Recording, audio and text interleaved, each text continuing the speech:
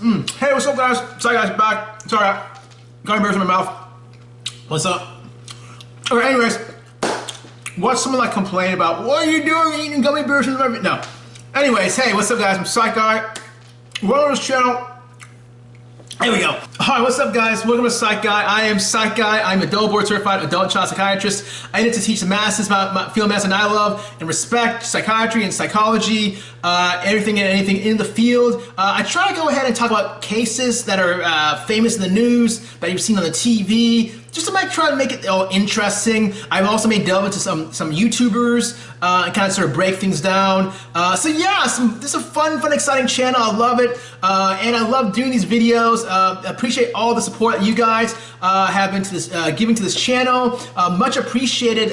We started from nothing. Now we're up here to 1,800 subscribers, 1,800 plus. We are growing. Just keep spreading the word, man. I appreciate the love. I promise if you keep doing that, I will keep bringing on the fire. Each video, we video in and video out. These are bangers, no doubt. Anyways, let's get to this video here for this week. All right, this video we're gonna talk about the case of Ahmaud Arbery. You've probably seen this in the news, all over the news the past weeks. It's heavily circulated, and understandably so. This actually should have been circulated a couple months ago. What's up with that? But no, we're gonna delve into that, and more specifically, the psychological aspects of this case. Oh, and by the way, this video, I will not be monetizing this video. It is Mother's Day. Yesterday was Ahmaud's birthday. Today is Mother's Day. I can only imagine what his mom is feeling right now. So yeah, it would just be so wrong for me. And I encourage other YouTubers out there to go ahead and not monetize these types of videos, especially after such a tragedy. It's just so tacky to do that, to try to profit off of someone's death and passing and so on. So yeah, guaranteed that I will not be monetizing. I'm gonna make sure of that. So anyways, so yeah, without further ado, let's go ahead and start the video, and I'll catch you on the flip side. Take care, and I'll see you around the corner. Okay, let's jump in here. So the case of Ahmaud Arbery is a very tragic and sad one. Briefly, for those of you who don't know much or haven't heard much about the case, Mr. Ahmaud Arbery was just taking a friendly neighborhood run in a Georgia suburb, minding his own business, when allegedly he stopped by a house under construction just to look at it. It appears from the video footage. If that's him, nothing has been confirmed yet, but the bottom line is that, you know, even if it were him, he didn't do anything wrong or commit a crime. We all have been there to just view the beginnings of a house, you know, being constructed. I know myself, I'm fascinated with buildings and the engineering behind it, and have done what Ahmaud allegedly has done by peering and having my curiosity take the best of me, which again is not a crime or anything. Well, anyways, minutes later, he went back on the street to continue his morning jog, where he was approached not once, but twice by the McMichaels, the villains of this story. The first time they tried to stop him, to try to speak to him, and probably what appears to be, I think, unlawfully detain him. I'm guessing, I mean, I don't know, but anyways, Mr. Arbery went along on his merry way and started jogging, and rightfully so. I know I personally would not stop for any knucklehead just because they wanted to illegally detain me, unless if they were paying me, or if they showed that they were part of, you know, law enforcement and were legally detaining me. Yeah, of course. But other circumstances, I would have done exactly what Mr. Arbery did and go on about my business, especially seeing that these schmucks weren't wearing any masks, and we have to be social distancing from COVID-19, right? So yeah, that's what he did. Well, he was later met with the McMichaels down the street who were waiting for him, and video footage showed that they were more or less, they hunted him down and ambushed him in broad daylight, shooting him 3 times till Mr. Arbery fell on the ground to his death. Now, I'm not going to show any video footage here, but if you watch the video elsewhere, it's clear that this was all premeditated, and the McMichaels have a lot of explaining to do. Now, I know what you're thinking. Psych Guy, how do you know it's premeditated? You're just a psych guy, you're not a lawyer. Well, you're right. But this is very much straightforward, and allow me to quickly explain why this was premeditated by taking a psychological standpoint. Now, in regards to behavior psychology, okay, there are usually 2 kinds of behaviors, 2 kinds of actions, like in these types of cases. Let's just refer to them as action A and action B. Now, action A is more of the impulsive kind. we in the psych world refer to them as warm or hot behaviors. The impulsive, warm, hot behaviors. They're more reactionary, in reaction to something, very quick, spur of the moment, very impulsive.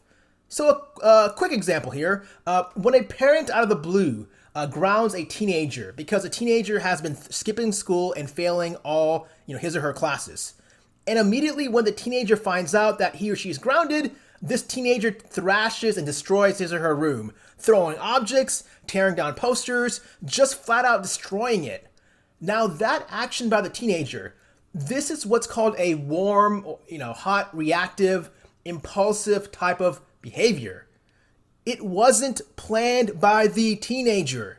Yeah, maybe behind the scenes, the parents discussed that if their child kept failing, we are going to ground the child. Maybe that was planned, right? But I'm talking about the specifically the behavior by the child.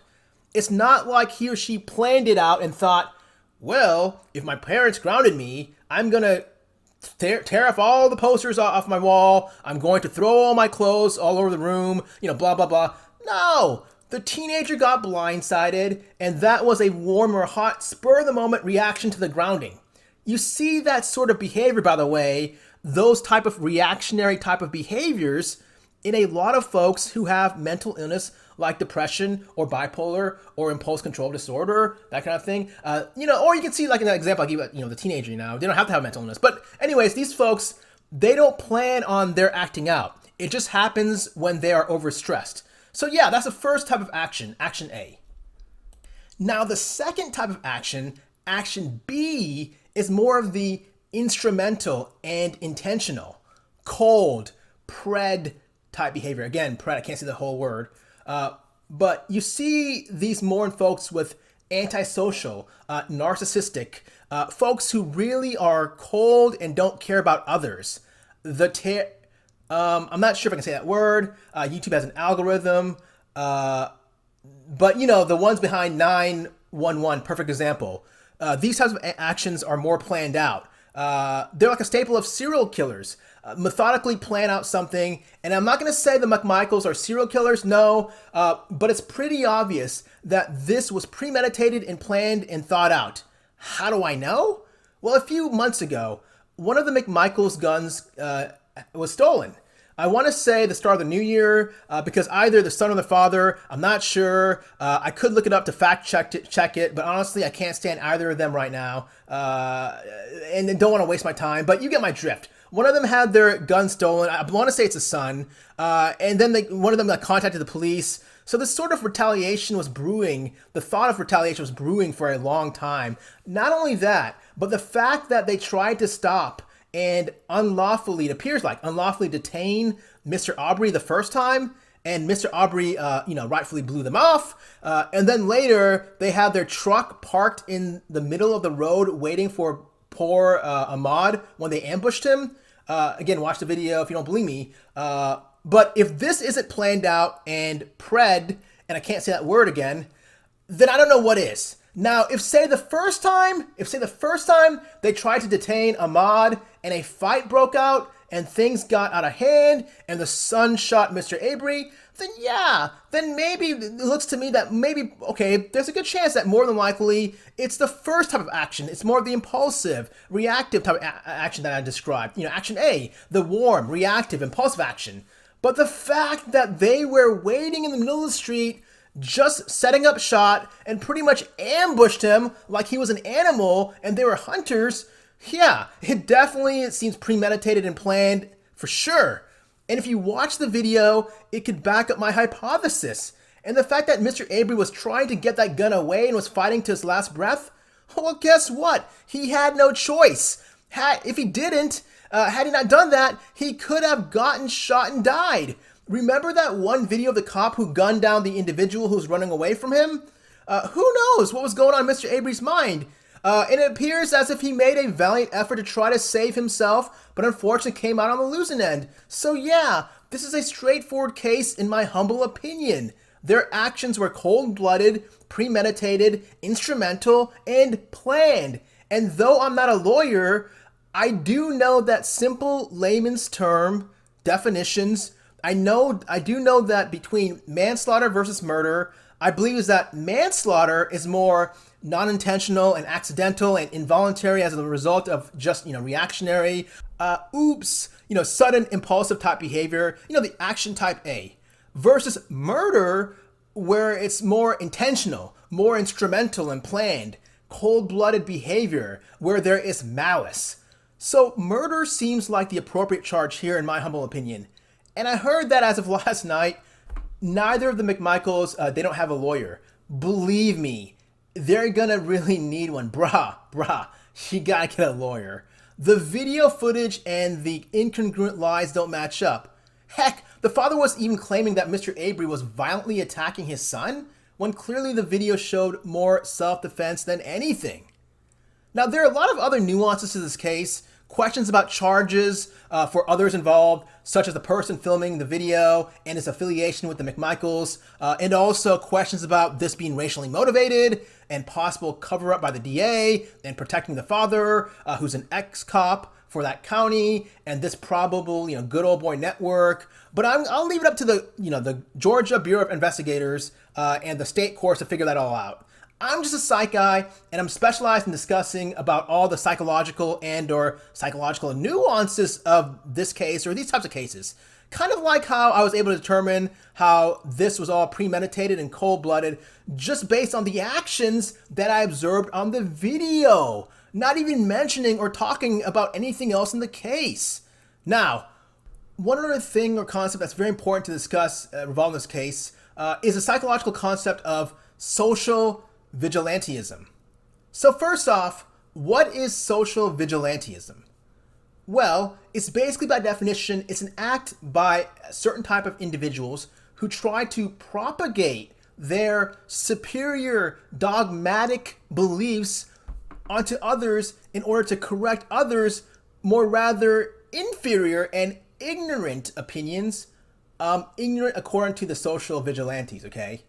Basically, social vigilantes try to impose their views on the rest of us, pressuring and even intimidating anyone and everyone around them to adopt their beliefs about what people should think and how people should behave.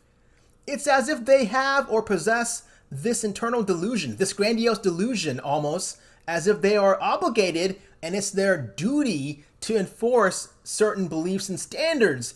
And yeah, a lot of times, though they are annoying, they do this in ways that are not illegal or don't hurt anyone, so they're able to get away with it. But it's that imposing, that unwanted imposing with the other party not even asking to be imposed, but that imposement that fosters an uncanny display of egocentrism and narcissism coming from the social vigilante, as they believe that their personal view should be imposed on just about everyone. And a lot of times they act and pretend that they, that they take on the role of cops in their quest to impose their beliefs.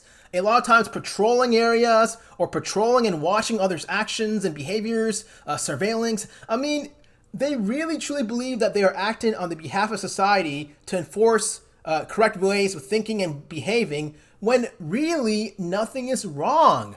The only thing that truly is wrong from a psychological standpoint is the projecting of the social vigilantes, pathology onto innocent bystanders. And in my professional opinion, it's rather highly inappropriate also, especially when the reciprocal party is not asking for this ridiculous, dogmatic, and controlling behavior in the first place. If anything, you tend to see the severe lack of insight and a highly faulty and rather distorted or skewed sense of reality. In my experience dealing with these individuals, with this high likelihood of social vigilantism, they tend to highlight and focus on the importance of constitutional and individual rights, yet they're okay with infringing on to others' rights by wasting other people's time with their Archie Bunker, close-minded and probable uneducated bull. And they're so close and narrow-minded with their dogmatic principles that even dogs are not as concrete as these individuals are. You would think that they would be more appreciative of different races, backgrounds, creeds, religions, just the inherent diversity that our founding fathers would have wanted today. But no, instead they're stuck in the olden days, the bigots that they are, being the bigots that they are, unwilling to want to progress and evolve in their education, let alone their lives. Look, I don't mind if these social vigilantes were to just simply agree to disagree, fine. But these folks, though, insist upon others to conform, to his or her judgments about what is and what is not acceptable, and that he or she is always right. And the problem, though, is that these social vigilantes go beyond believing that their views are correct to the point of explicitly trying to propagate their beliefs.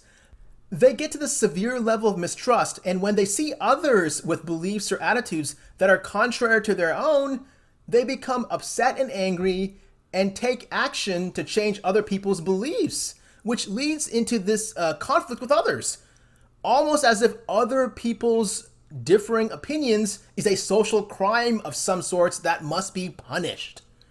Again, they are highly dogmatic and highly motivated to control others, and that they are superior and will do whatever it takes to change others' more ignorant beliefs. Again, ignorant according to them. See, they think others are ignorant, when in reality, they are the ones who are. Simple case of psychological projection. And they show a lot of psychological resistance when called out, which is ironic because here they are trying to control others, but when we try to call them out, or others try to call them out for them to stop, they don't want to be the ones controlled. Basically, three things with social vigilantes. Number one, belief superiority. Number two, psychological resistance when called out. And number three, sheer narcissism. And it's all interconnected. Their sheer narcissism creates this belief superiority that leads to psychological resistance when called out or confronted. And with the McMichaels, as I state in all my videos, these are not my clients, nor have I ever conducted a psychiatric interview to be able to, for sure, solidly diagnose anyone with anything. But their actions lead me to strongly suspect that these are two individuals who have this distorted rescue fantasy that's being propagated by their underlying ignorant and or archaic possible undertones of possible and or probable racism that's fueling their dogmatic principles. My guess is that their ego strengths are so weak and fragile that they seem threatened seeing the advancement of society through diversity and educated diversity that they hold onto their bigoted belief as a form of a soothing, for them comfort, self-soothing type mechanism because they themselves are not advancing, nor have they advanced in their sad and pathetic lives. So this jealousy then creates a psychological urge and tendency to want to control what they think they can control, and it's theirs because it's easier to control others than to control their failing lives that are spinning out of control more than likely. And it was their outward display on that fateful February day where they ambushed poor Mr. Arbery, who was an innocent bystander, who, by the way, could have been anyone else who fit their profiled suspect. But again, it was their outward display that fits the narrative that social vigilantes unfortunately exist and will continue to exist as long as there are easier avenues to take, such as a lack of self-shame and preference to blame. These are the ones who want to and are more interested in profiling others when in reality they should be profiling themselves and what should be done in order to better their lives, instead of wasting other people's precious time. Hi guys, we are on the other side. Don't forget to like, comment, subscribe. I really appreciate the support and everything. And like I said in the beginning, this video will not be monetized, I promise. I hate to go ahead and try to profit off of just such tragedy, especially around Mother's Day. My gosh, poor mom. My heart goes out to her, what she's feeling on this day. But anyways, yeah guys, if you like your side, don't forget to like, comment, subscribe, and I will catch you next video. Take care. Peace.